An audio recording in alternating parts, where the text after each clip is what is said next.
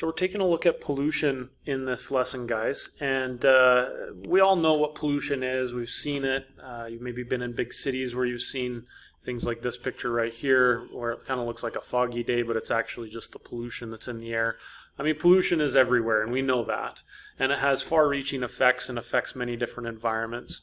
We're going to take a look at a few specific effects that pollution has in this lesson. If you take a look at this slide right here, the main thing that we need to understand as it relates to pollution is that it decreases the amount of oxygen in water systems. And this is bad because we have a lot of aquatic life and a lot of organisms that live and depend on the water systems that are on our planet. And when we decrease the amount of oxygen in those systems, those organisms that depend on that oxygen, which are basically all of them, all fish and other aquatic life, they start to die off. And when they die off, the number and variety of those organisms goes down. And this is in reference to our first unit, biological diversity, where we said that, remember, a system is most apt to resisting major changes if it can maintain a certain level of biological diversity, and that there's lots of organisms that live there, and there's a wide variety of organisms that live there. But if through our polluting and pollution that we're putting into these areas decreases that biological diversity, well, now we're putting those ecosystems at risk for collapsing and other stuff. And that has far-reaching consequences, not just environmentally, but also economically and in our society in general. So one example of this that I wanted to go through with you guys is this example of something called an algal bloom. And an algal bloom is a result of pollution. Now, sometimes we don't necessarily think of fertilizers as pollution, where those fertilizers are used to help plants grow and things like that. But if we use excess fertilizers, those fertilizers can get into water systems. And, those fertilizers will seep down into the ground. It will get into the groundwater. The groundwater will carry those things to rivers and streams, and then those nutrients get carried to other places. And these nutrients, specifically phosphates and nitrates, when they get into a water system, it allows these algae species to proliferate and grow at extremely high rates. And algae is a type of plant, and so they really respond very, very well to these fertilizers that we use to help plants grow. And so if we have excess of these things in our water systems, these algae species really increase in their numbers very, very quickly. And that's why we call them algal blooms, is because these algae species really reproduce at very high rates. And this is bad because when they do this, it decreases the amount of oxygen in the water. Again, not a good thing that we want. And how this happens is that when we get lots of algae in water, then now you have lots of algae that eventually will die in the water as well. And when those algae organisms decompose and are decomposed by decomposers, those decomposers will use up the oxygen that's in the water in order for that decomposition to occur. And so when those decomposers are kind of working in hyperdrive to decompose all this dead plant material, that's what's causing this large decrease in oxygen in the water. And when you get a decrease in oxygen in the water to unhealthy levels, then this is the result right here, where you see aquatic life that starts to suffer and die off, which then, as I mentioned before, impacts the biological diversity of ecosystems. Now, this is a big deal because these fish and other types of vertebrates that might live in the water, as well as invertebrates, we use them and depend on them not only for the sustainability of ecosystems and making sure that the ecosystems don't collapse, but we also use them to help indicate what the quality of the water is. And so any organism that we use to indicate whether a water system is clean or polluted, we call them what we refer to as biological indicators. So they indicate, because they're living things, the cleanliness of certain environments, like say a water system, a river, stream, or a pond, or whatever.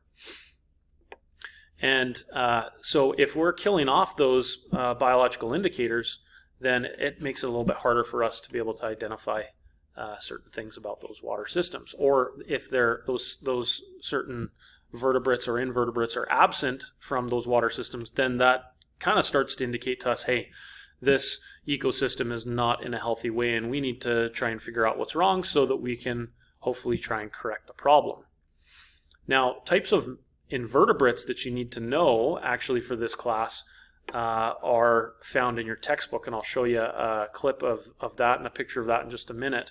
But these macroinvertebrates, so macro means that we can see them with the naked eye, and they're invertebrates, which means they don't have a backbone.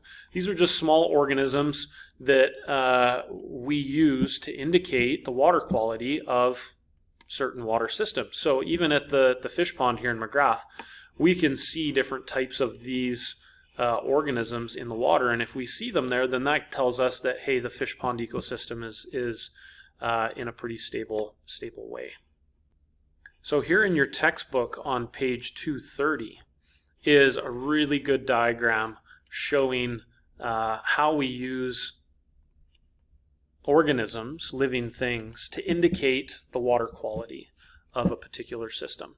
So if we have a really clean aquatic area, then we're going to see, like I said, a wide range and variety types of organisms. So things like different types of fish like trout and perch and bass.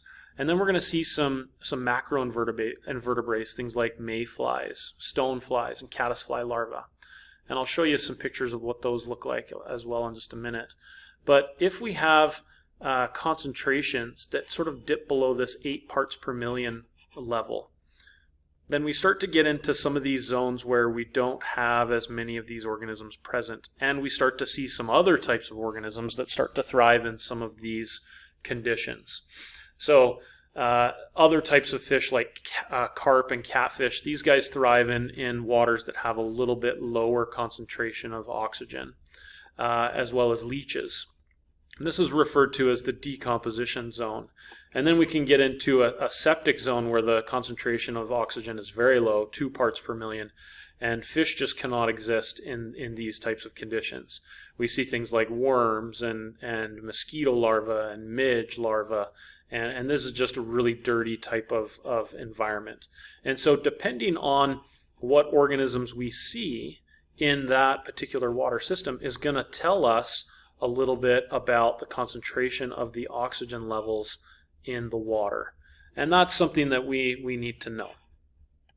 On the next page in your textbook, page 231, you can see this table right here, which also kind of gives a lot of the same information. What organisms do we see in water where we have oxygen levels of between 8 to 10 parts per million?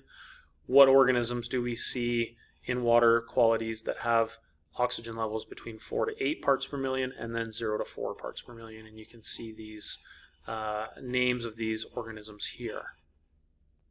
Now, being able to recognize what these organisms look like is part of what you do need to know for Science 9. And so in the textbook on page 233, you can see this picture right here that shows a variety of these organisms and what they look like. So some of the main ones that I really want to point out to you that you need to know are the water penny beetle, the stonefly nymph, mayfly nymph, dragonfly nymph, and the caddisfly larva. And so these ones right here, the caddisfly larva, dragonfly, mayfly, and stonefly, these guys are very sensitive to good water qualities. If the water quality is not very good, even if it varies a little bit from being very good, you will not see these organisms here. So if you can identify these organisms in a water system, then you know that that water system is good and has high water quality.